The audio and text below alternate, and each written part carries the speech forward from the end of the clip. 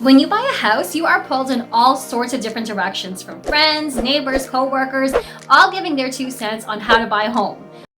But what you really should be doing is talking to a professional. In today's hot housing market, you want to get the expertise of a licensed realtor. And so in this video, I'm going to give it to you straight. I want to make sure that you're getting the best possible price for your next home and that you're doing that as smoothly as possible. So let's get into my top winning strategies to buying your next home starting now.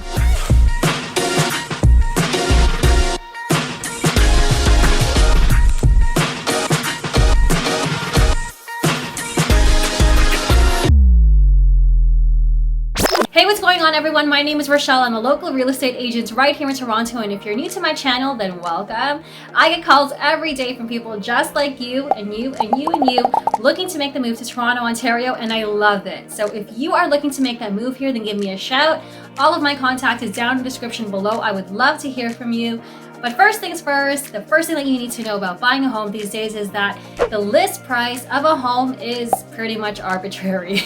When you see a home listed for sale and it has a price of say $999,000, there's a 90% chance that it's going to sell for more than that.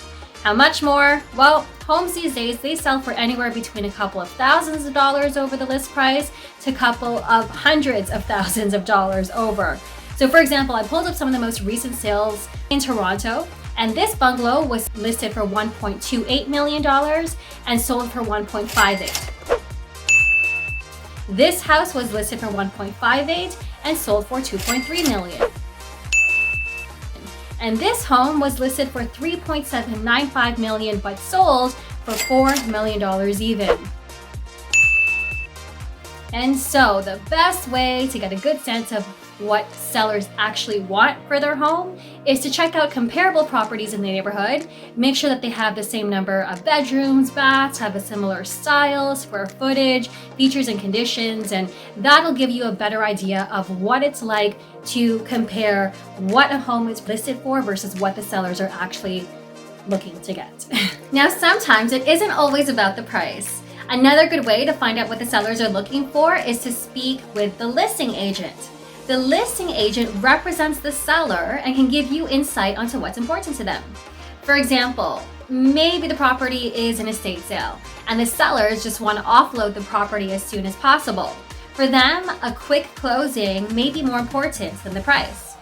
Another reason why the highest price offer may not win is an example of clients that I worked with who received multiple offers on their home, but ended up going with the second highest offer because the first had too many contingencies. Specifically, the highest price offer said that they needed to sell their current home first before buying my client's home, and for my clients, that was a deal breaker. So if you're buying a home, just make sure that you get your agent to speak with the listing agent. I always do that with my clients just to make sure that we stay ahead of the competition. All right, tip number 3. If for whatever reason your offer is rejected, hang in there. Contracts that come in way over the list price tend to have a high cancellation rate, likely because the buyers didn't have their mortgage pre-approval in place, and so their financing falls through. So if you lost out on a home, just make sure to get your agent to check in with the listing agent every few days or so for any problems with the accepted offer, because then instead of putting the home back on the market and creating a whole new bidding war, the listing agent can just go back to the next most attractive offer, which is yours.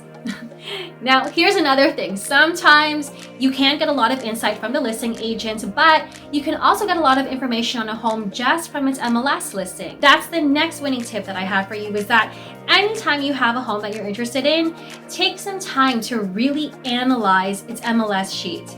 There may be clues in there that can help you strategize your next offer. For example, there's a certain section in the listing that shows the seller's preferred closing date. Usually it'll say something like 90 to 120 days or to be announced, just something general. But when I see a date that's specific, like this one, they're looking to close on a specific date, June 1st, 2022. That tells me that the seller is motivated. It's likely they've already bought another place that closes on that date, and so they need their closing dates to align, or their current mortgage is up for renewal, and so they need to sell before they get locked into another one. Either way, this gives us information that we can leverage and use to build a strong offer.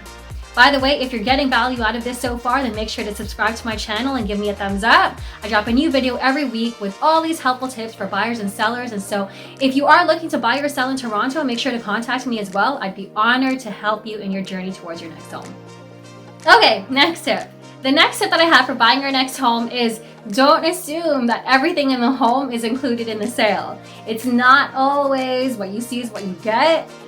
As you walk through a home, the beautiful light fixtures, the high-end appliances, I know they're gonna catch your eye and make you fall in love with the place, but you need to verify whether or not they actually come with the place. Because oftentimes, sellers wanna take these expensive features with them to their next home. And by the way, it's also important to note that some items in the home, typically, things like your furnace, water heater, for example, those may be under a rental contract. And so if you buy the home, then as a new owner, you're required to take over those contracts. So before you make an offer, just ask your agent to detail all of these items in writing, because that'll make sure that you and the seller are both on the same page. The next question is something that I get asked a lot. Should you buy first or sell first? My direct and concrete answer to that is a resounding buy first. In the current market that we're in, and of course it depends, it's a case-by-case basis, but in this market, it is much easier to sell a home than it is to buy. And that's because we're in a seller's market where the demand for housing is high, competition is fierce. As long as you're priced well, your property shows well, and your agent has competitive marketing in place, then your home will sell. On the flip side, buyers are spending an average of 3 to 5 months looking for a home before they lock one in. And so if you are able to secure your next home, then it'll be much easier for you to sell your current home and then align your closing dates for both homes on the same day. Now, next thing you want to do is, once you have an accepted offer on a home, is make sure that you do a final walkthrough of it. You want to make sure that you see the place at least one more time before you actually move into it. That's because home closings can be anywhere between from a few weeks to several months long, and changes could have been made by the current owner during that time. If the home is vacant or if it's been vacant for a while, then there's potential for issues like leaks, caused by disconnected refrigerators or old plumbing. So when you do your final visit, just verify that everything that's included in the sale, or in the agreement I should say, is in the same condition as when you did your home inspection. So your electrical and mechanical systems are fully functional. And on the fun side, you can always use this time as well to take measurements, just get a good visual of how you want to place your furniture, small yet exciting things like that, just, to help you avoid any unpleasant surprises later. At the end of the day, buying a home does involve hundreds of thousands of your hard-earned money. And so you want to make sure that you are well informed throughout the process and comfortable with the decisions that you make throughout. If you are looking for a knowledgeable agent that knows the Toronto real estate market inside and out, then be sure to contact me. I would love to help you out. I've been helping buyers and sellers all across the Greater Toronto area for the last 7 years, and I'd love to do the same for you. You can give me a call, shoot me a text, send me an email, or even schedule a Zoom call, all down in the description below. If you are buying a home for the first time, then make sure to check out this video that gives you all of my tips and strategies for first-time homebuyers specifically.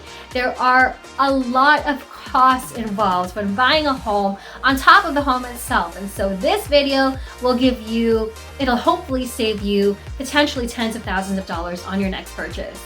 And so if you are looking to purchase in Toronto, make sure to watch this video that rounds off all the top and best neighborhoods that people are moving to. I show you on Google Maps all of these neighborhoods that people are buying in, neighborhood demographics, amenities nearby, also that you have a good idea of what it's actually like to live in Toronto.